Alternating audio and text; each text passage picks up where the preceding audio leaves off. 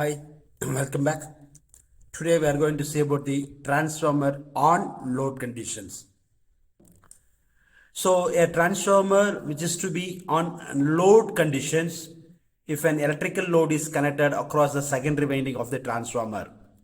So there will be a circulating current across the secondary winding. If the load is connected across the secondary winding, it can be either resistive load or it may be an inductive load, or it may be the combination of resistive, inductive or capacitive load, whatever it may be. Okay, that is R load, RLE load, RL load, like that. Therefore, the magnitude of the secondary winding current is also called load current. It is denoted by V2 and it is depends on the load impedance as well as the secondary voltage. The phase angle between the secondary voltage and the load current depends on the type of load based on the inductive load, resistive load and capacitive load. If it is resistive, in phase. If it is inductive, lagging. If it is capacitive, leading. Okay. And this is a schematic diagram. So here in a transformer core, the primary is connected with the supply source and the secondary winding is connected with the load. So V1, I1 is nothing but primary voltage, primary current. N1 is nothing but number of turns in the primary. E1 is nothing but the induced EMF in the primary winding. Because of this induced EMF, the flux will be produced. The produced flux will be taken into the secondary winding, and so there will be a small amount of flux cutting. There, the induced EMF will be induced E2. Because of this induced EMF, there will be a flow of current. That is nothing but secondary current. So, because of this secondary current and the induced EMF E2, the voltage across load is nothing but V2. That is nothing but secondary voltage and secondary current, or load voltage, or it will be called as load current across the secondary. So during this operation on loading conditions,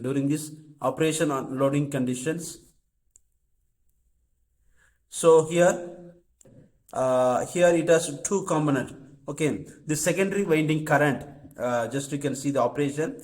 An electrical input supply V1 is connected across the primary winding. So due to this application, voltage and electric I1 will be start flowing through the primary winding. It induces a flux and it will be circulated through the core. So because of this, the induced EMF in the secondary winding, it develop the voltage across the load. When load is connected across the secondary winding terminal, a current will flow through the secondary winding and load circuit, which is denoted by I2. A secondary winding current also induces a counter magnetic flux that reduces the main flux in the core. Just you can note down, secondary winding current also induces the secondary winding. The current through the secondary winding, it induces some amount of flux.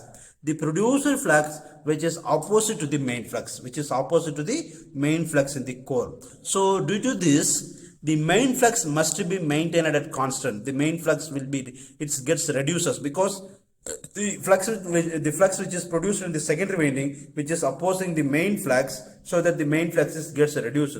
But our objective, we have to maintain the main flux as constant value throughout the operation of the transformer, so that an additional current is taken by the primary winding in order to maintain the constant flux.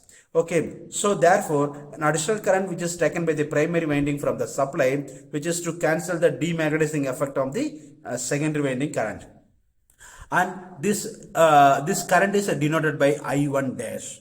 The I1 dash, which is used to compensate the current which is drawn by the secondary winding, which is used to produce the counter magnetic fluxes. So which is in phase with the secondary winding current I2. Because why it is in phase with the secondary winding? So when the I2 is increases, the I1 is also increases. Why? If the load is increases, why the primary is also should be increases? Because while the secondary current is getting increases, it produces counter flux, it affecting the main flux, so the main flux is reduced. In order to match the main flux is constant, the primary current gets increases. That is the main operation under loading conditions. Okay, so here the N1 and N2 are the number of turns in the primary and secondary. Okay, so here it has two component. One is nothing but load component, another one is counterbalance component. So here the no load component is nothing but which is used to set off the magnetic flux on the core and the counterbalancing component to overcome the effect of secondary winding current. So therefore the I1 is equal to no load component I0 plus I1 dash. Okay. So because the primary current which is equal to no load current already, if there is no load, it draws amount of current I0, and with respect to the load, it draws amount of current is nothing but I1 dash. And this is the phasor diagram for loading condition. And here this will be in flux and this will be in flux. So here the inducer voltage both E1 and E2 in the E2 will be same and in phase. Okay, so here the primary voltage V1. So here it is nothing but inducer voltage in the primary winding, and this is due to the resistive component, and this is due to the reactive component.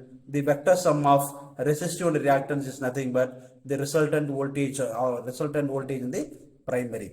Okay, and this is similar to the no load condition, which is used to note down the resultant current which is drawn by the primary, which is the vector sum of no load current as well as the current due to the secondary winding current.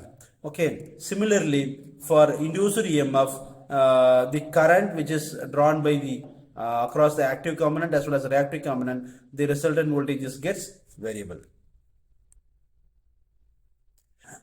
So this is a factor. So taking the flux line as a reference axis, and the magnetic flux induces EMF E1, E2 in the primary and the secondary winding. Hence E1, E2 lacks the supply voltage as a flux by angle of 90 degree. So the E1 and E2 both are lag with respect to 90 degree. And in the step 3, the applied voltage across the primary is utilized in the 3 component. One is induced EMF in the primary, voltage drop in the primary winding due to the resistance, and voltage drop in the secondary winding due to the reactance. So that is, it is mainly due to the 3 component. One is which is used to induce the induced EMF, and the losses component, and utilized in the 3 component inducing the EMF, voltage drop due to the resistance, voltage drop due to the reactance. So based on the losses, we can get the resultant voltage. So similarly, the flux pi 1, the flux 1 pi 1, which is pi 1, and this is the phi 1. So the pi 1 is nothing but the angle between the supply voltage and the supply current. Pi angle between supply voltage and the supply current. Okay. So, and the secondary winding E2 is phasor sum of voltage V2 and voltage drop due to the resistance and reactance, which is similar to the supply. And this is an assessment.